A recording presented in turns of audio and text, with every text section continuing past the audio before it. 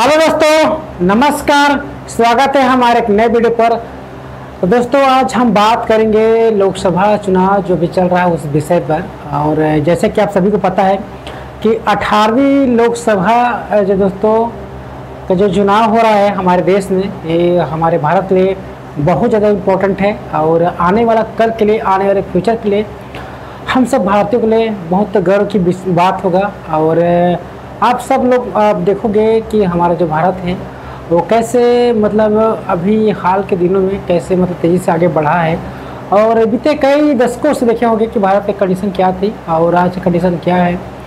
और आपने गौर किया होगा, और हम किसी गवर्नमेंट का क्रिटिसाइज नहीं कर रहे हैं, ना किसी का अवलोकन कर रहे हैं, लेकिन हम इतना ज़रूर कहना चाहते हैं कि हमारा जो भारत है आने वाला कल के लिए कितना मजबूत होगा। और जो बीता है और जो बीत गया भारत वो कैसा भारत रहा, ठीक है।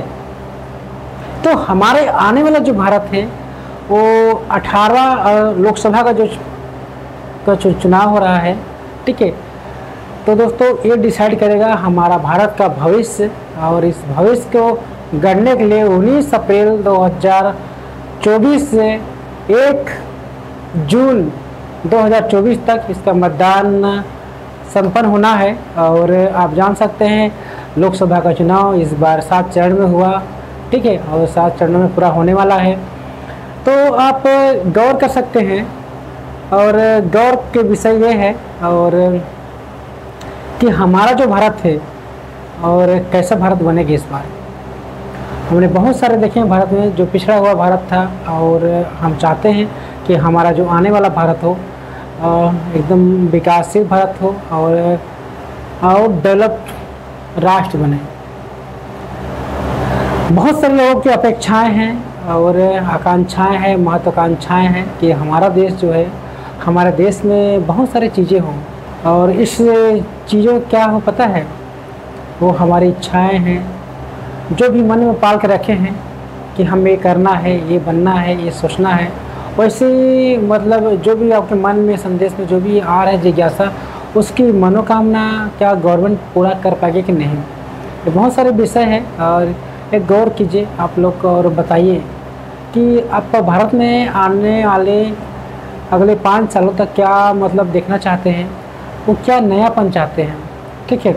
हमने बीते 10 सालों में क्या क्या पाया है, आपने देखे होंगे कि इंटरनेट का जो बहुत उपयोग हुआ है। और मोबाइल का दुनिया दोस्तों जान सकते हैं, हर घर में मोबाइल बढ़ा है और गाड़ियाँ बढ़ी हैं। और ही साथ साथ हमारे भारत में प्रदूषण वगैरह बहुत तेज़ी से बढ़ा भी है। उसको कम करने के लिए बहुत सारे इलेक्ट्रिक वाहनें आई हैं। और हर गांव में, हर शहर में इलेक्ट्रिक वाहनों को प्राथमिकता दिया जाए, ऐसा गवर्नमेंट प्रयास कर रही है। और अगर इसको छोड़ दें और दूसरा टॉपिक ले लें और दूसरा विषय ले लें, इसमें भारत का क्या रोल रहा है, ठीक है। तो देखिए, भारत का रोल बहुत अहम हो गया है। अगर पूरी दुनिया के हिसाब से देखोगे तो हमारा जो भारत है और देशों के मुकाबले तो ठीक है, लेकिन हमसे जो आगे जो देश बढ़ा हुआ है, ठीक है, चाहे आप चाइना देख लो और अमेरिका देख लो, चाहे और भी यूरोपीय कंट्रीज देख लो और जापान देख लो, ये सब हमारे देश से बहुत आगे बढ़े हैं। क्या हम भारतवासी या क्या हम भारत के लोग जापान, चाइना या फिर अमेरिका जो है, ठीक है, इसका हम लोग फॉलो कर पाएंगे? वहाँ जो विकास हुआ है, जो देश तरक्की किया है, उस तक क्या हम लोग पहुँच पाएंगे अगले 5 सालों तक? और क्या हम उस राह पर है कि नहीं है? अगर ऐसा नहीं है तो हमारा गवर्नमेंट और हमारी उसकी जो पॉलिसियाँ हैं, उसकी जो नीतियाँ हैं, वो कारगर सही होंगे कि नहीं, ये आप लोग बताइए। और आने वाले जो 5 साल होंगे दोस्तों, तो इस 5 सालों में हमारा देश का भाग्य बदलना चाहिए, और ऐसा उम्मीद करते हैं। और जब भी कोई नई गवर्नमेंट बनती है या फिर किसी भी गवर्नमेंट की जब सरकार बनती है, तो हर सिटीजन का और हर आदमी का बस यही सोच रहता है कि उसकी जो मंशा है ना, उस आम आदमी की, वो पूरा हो जाए। आम आदमी ज़्यादा कुछ नहीं चाहता, सिर्फ एक वोट के बदले एक चीज़ चाहता है कि वो खुशी से अपना खा पी सके और ज़िंदगी जीवन यापन कर सके। उसकी जो आवश्यकता मूलभूत चीज़ें हैं वो उसको पर्याप्त रूप से मिल सकें, बस यही उसकी चाह होती है। और इससे अगर उठ के कुछ सोचता है तो फिर एजुकेशन आता है, हेल्थ आता है, और आप जान सकते हैं इसके बाद फिर गांव शहर के फिर विकास, ये सब आवश्यकता बढ़ती जाती है।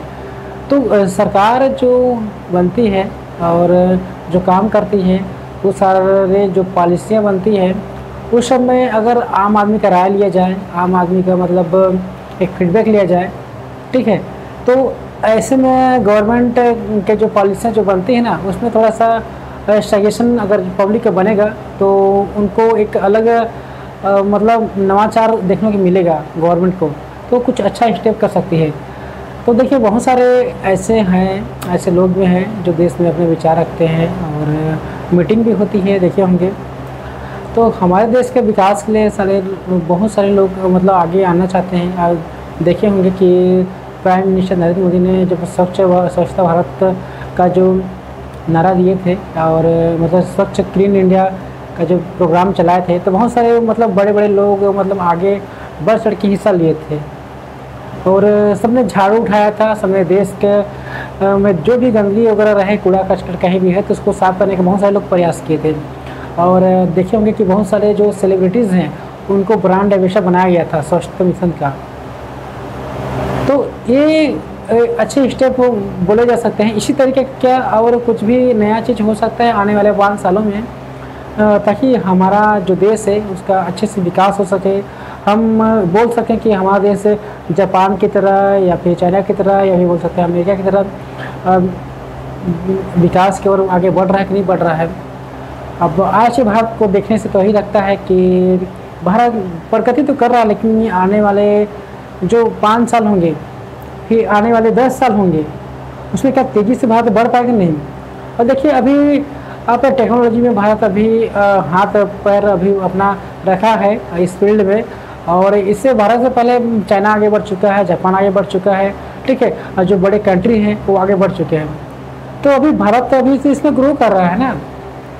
भाई भारत के जो नेता हैं, जो लीडर हैं, अभी इसको अडाप्ट कर रहे हैं, और बाकी कंट्री में सब हो चुका है। तो हम लोग एक तरीके से बहुत पीछे हैं, हमारा राष्ट्र पीछे है इस विषय में, इस सब्जेक्ट में, इस ऑब्जेक्ट में। तो हम कब आगे बढ़ेंगे? और इसी में अगर हम लोग रह गए, मतलब उन लोग का जो दिया हुआ चीज़ों में हम लोग फॉलो करते रह गए, तो फिर हो गया। फिर हम लोग कुछ नया क्यों नहीं करते हैं?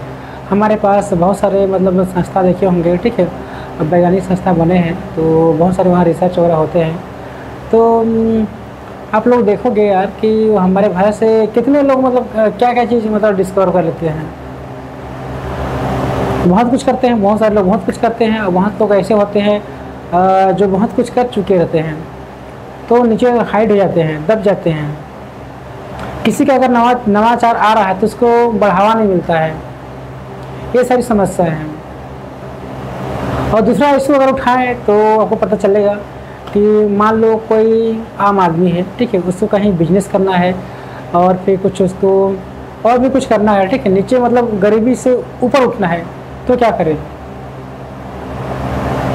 उसके लिए गवर्नमेंट तो बहुत सारी पॉलिसी बनाती है, आप सभी को पता है। और लेकिन उस आम आदमी उसका मतलब क्या है, उसको लाभ नहीं मिल पाता है, लाभ नहीं मिल पाता है ना। जब किसी आदमी के लिए योजना बनाए सरकारी नीति, तो हर किसी को नहीं मिल पाता है। तो गवर्नमेंट कुछ ऐसा पॉलिसी बनाए, ऐसा नीति बनाए, ताकि हर आदमी, हर इंडिविजुअल उसका लाभ उठाए, हर आदमी उठाए। अब देखिए जो भी अमीर है ना, जो भी अमीर लोग हैं, जो भी ज़्यादा लोग हैं जो टैक्स पेयर करते हैं, जो टैक्स पेयर लोग हैं, तो ऑलरेडी आइडेंटिफाई है, तो उनका तो बैकग्राउंड मतलब उसका जो डाटा है तो गवर्नमेंट के पास होगा। तो ऐसे लोग मतलब और भी चीज़ों का मतलब फ़ायदा ना उठा पाएँ, ठीक है। जो गरीब लोग हैं उसको थोड़ा सा कुछ मतलब मदद मिले, उसको योजना का लाभ मिले, ऐसे लोगों को थोड़ा आइडेंटिफाई गवर्नमेंट करे, ऐसा स्कीम लेके आए, ताकि वाकई में जो गरीब लोग हैं ना उसका मतलब हेल्प हो सके। तो ये सब मतलब है कि फिल्ट्रेशन सिस्टम थोड़ा सा गवर्नमेंट को बनाना चाहिए। और भी स्कीम है, जब वो पैनल बनाती है, कोई सा मतलब योजना बनाती है, तो उसके लिए टीम बनाते हैं लोग, ठीक है, और बहुत सारे लोग उसके पे मेंबर भी रहते हैं, और अपनी राय, अपनी विचार रखते हैं, और जिसके आधार पर पॉलिसियाँ और उसके रूल्स और रेगुलेशन बनते हैं। तो ये सब चीज़ें हैं, ये तो होती रहेगी। लेकिन आप लोग गौर करके देखिए, अगर हमारा भारत में आज के डेट में क्या क्या चीज़ों की आवश्यकता है, अभी वर्तमान के दिनों में बहुत सारी चीज़ें ऐसे होंगे जो अभी ज़रूरत उसका बहुत ज़्यादा है। सपोज हम नीचे लेवल के देखते हैं और एग्रीकल्चर के देते हैं। एग्रीकल्चर में देखिए भारत अभी बहुत ज़्यादा मतलब क्या बोलते हैं, टेक्नोलॉजी को अडॉप्ट नहीं किया है। ठीक है, अब जापान वगैरह में देख लीजिए, पूरा मतलब वहाँ जो एग्रीकल्चर के जो होता है तो जापान वगैरह में, तो हर कोई टेक्नोलॉजी यूज करता है, हर कोई टेक्नोलॉजी यूज करता है। और हमारे भारत में क्या होता है, सिर्फ ट्रैक्टर का छोड़ के और सारे मतलब टेक्नोलॉजी उसके यूज होता ही नहीं है। हाँ, एक आध दो स्टेट ऐसे हैं जो बड़े बड़े क्या बोलते हैं, जो विकसित राज्य है भारत में, वो लोग थोड़ा सा यूज करते हैं कुछ ज़्यादा उपकरण। लेकिन और भी भारत के गांव हैं और भी भारत के ऐसे रिमोट एरिया है जहाँ तक मतलब टेक्नोलॉजी भी नहीं पहुँच पाया है। यहाँ तक कि वो ट्रैक्टर को सभी तो मतलब ट्रैक्टर की यूज तो करते ही हैं, लेकिन एग्रीकल्चर के लिए और भी साधन तो हो सकते हैं ना। तो ये सब चीज़ें जो है, ये सब समस्या जो है भारत में अभी भी है और ख़त्म नहीं होगा। क्योंकि प्रॉब्लम क्या है पता है, टेक्नोलॉजी की आवश्यकता तो है भारत में और एग्रीकल्चर सेक्टर में, और वैज्ञानिक पद्धति से अगर खेती होगा तो अच्छे से होगा, तो इसकी भी कमी है। और दूसरी बात ये रहा कि आदमी शिक्षित नहीं है यार, जो खेती कर रहा है वो शिक्षित नहीं है, और शिक्षित जो है भी ना तो खेती नहीं कर रहा है, वो नौकरी के पीछे जा रहा है, जॉब के पीछे जा रहा है, या फिर कुछ कंपनी या फैक्ट्री के पीछे जा रहा है। एग्रीकल्चर के फील्ड में बहुत कम लोग आ रहे हैं, जिसकी वजह से भारत एग्रीकल्चर में तो बहुत ज़्यादा स्कोप देखता है, लेकिन फिर भी एग्रीकल्चर से इंडिया को लॉस भी हो रहा है, क्योंकि सही आदमी सही तरीके से खेती नहीं कर पा रहा है।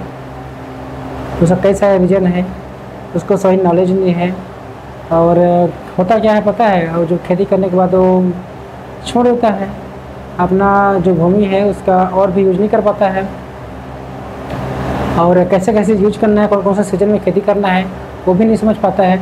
तो ये सारी मतलब अवेयरनेस उनके पास नहीं है, वैज्ञानिक पद्धति की जो खेती करने का जो तरीका है वो उसको पता नहीं है।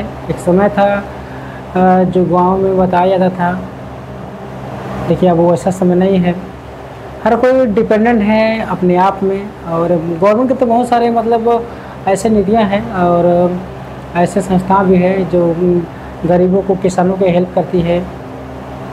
क्योंकि अब देखे होंगे हर गांव शहर में एक मंडी रहता है, वहाँ से किसानों को अनाज मिलता है और खाद वगैरह मिलता है, और कोई भी है रबी फसल हो, खरीफ फसल हो, ठीक है, चाहे जायद की फसल हो, ये सब करने के लिए भी काफ़ी गवर्नमेंट प्रयास करती है। लेकिन बहुत सारे जो किसान भाई हैं उस तक सही जानकारी भी नहीं पहुंच पाता है, तो जिससे वो मतलब चूक जाते हैं।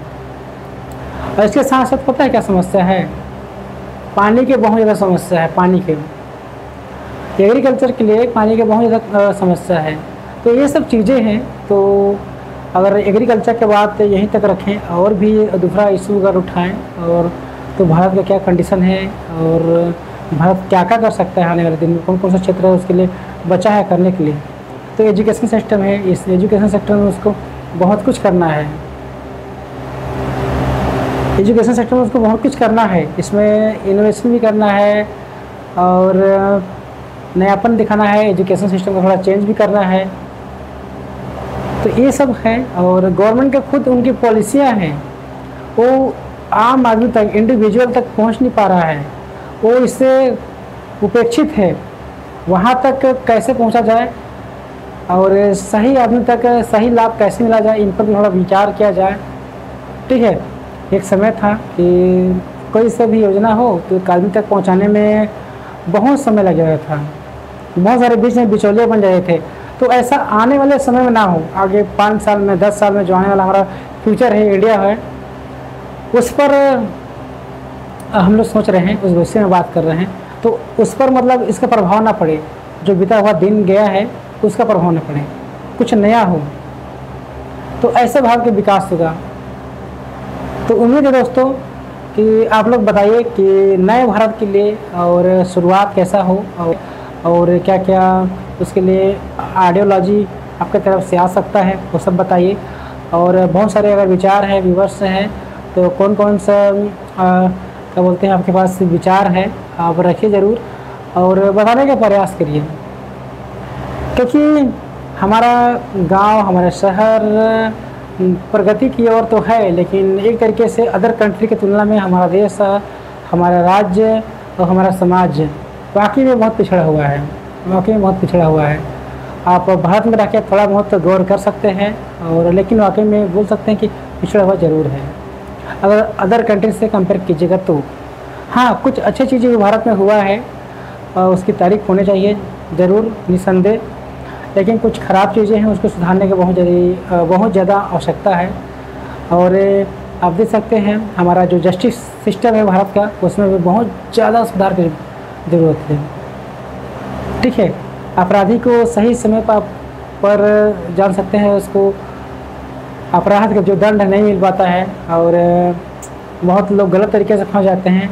और जस्टिस सिस्टम में भी भारत को थोड़ा सा ध्यान देना चाहिए और अदर कंट्री के तुलना में भारत काफ़ी थोड़ा सा पीछे है। तो हमारा देश तो आगे की ओर तो है, लेकिन अदर कंट्री की तुलना में थोड़ा पीछे है, बस प्रॉब्लम यही है, बाकी समस्या कुछ नहीं है। तो हम ये चाहते हैं कि भारत को और बेटर कैसे करें और आप सबकी राय बहुत ज़्यादा इम्पोर्टेंट करती है। तो दोस्तों कमेंट करके बताइएगा। मैं वीडियो को यहीं पर सेंड कर रहा हूँ। वीडियो देखने के लिए थैंक यू और मिलते हैं अगले सेशन पर। धन्यवाद।